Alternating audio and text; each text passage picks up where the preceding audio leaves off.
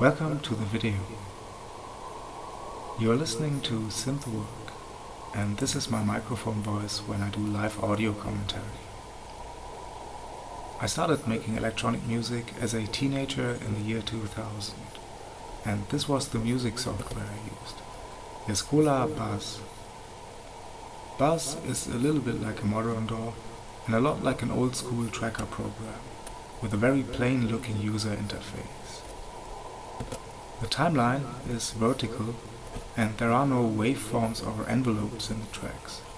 Instead, it ultimately comes down to hexadecimal data points on a grid, and I always liked the brutalist aesthetic of it.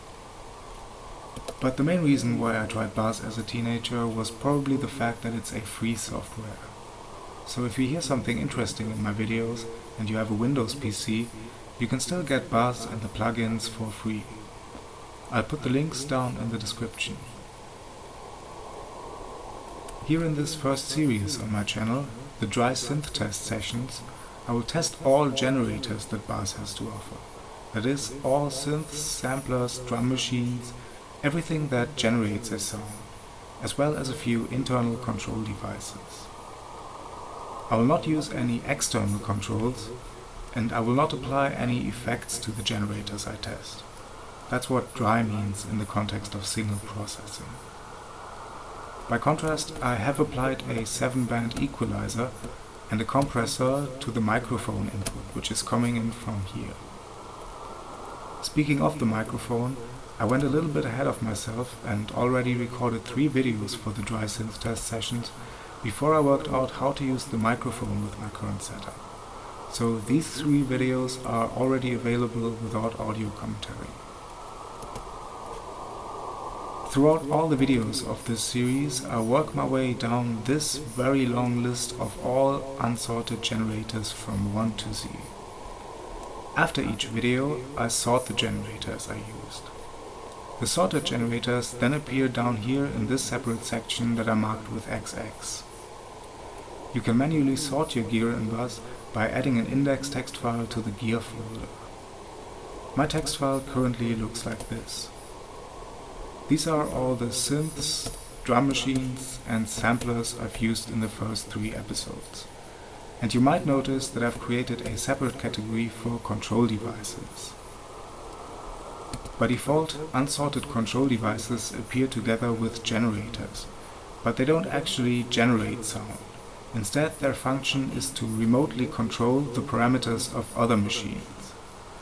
The XY controller, for example, is a pad controller. You can assign 2 parameters from any other machines to the X and Y axes of the pad and then control both parameters here.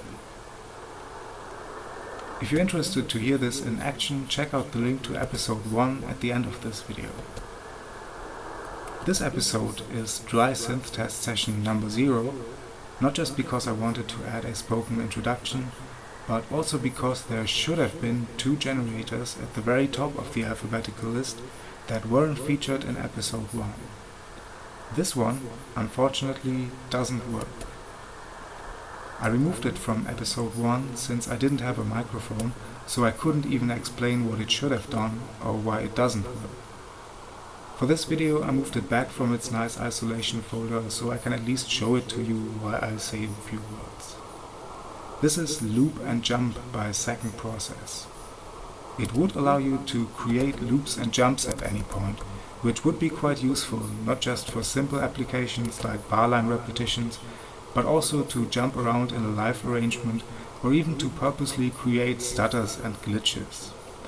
But unfortunately, as soon as the sequencer gets any instruction to jump, the machine will crash instead, and nothing else happens.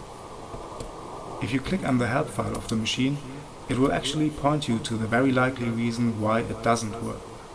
Quote, compatibility problems may occur with newer versions of Buzz, which are not likely to be ever available, but who knows, since it's hacked and uses some unofficial pointers. This document is dated September 15, 2001, and by that time something terrible had happened. The original source code of Buzz was destroyed in some sort of hardware catastrophe, and the developer Escola lost all of his work of several years. It seemed at this point that Buzz was likely dead, or at least that the program itself wouldn't be updated anymore. There were at this point several unofficial patches and extensions by other authors, and new machines also continued to be developed. Some of these new machines now also had hacks in them that allowed them to access functions that were normally supposed to be off limits, such as jumping around in the sequence. So this machine was in some ways quite typical for the overloader era, which is the extended period of time during which there was no new official version of Buzz. But, as you might have gathered, a new version of Buzz did eventually get released. The developer Jescola still had or had found an early beta version of the program code and used it to remake a new version of Buzz in 2008, completely out of the blue and after 7 or 8 years without any updates. The new Buzz from 2008 onwards is mostly compatible with the old Buzz, but some machines such as this one are sadly no longer with us.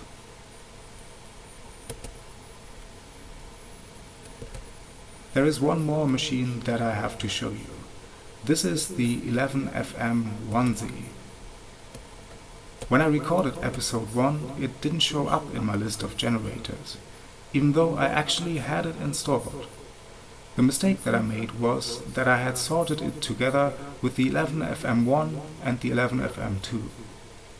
The 11FM1 and the 11FM2 are both effects, as are all the other machines in the 11 series. But the 11FM1Z is in fact a generator. After 20 years of being in the wrong folder, this is 11FM1Z.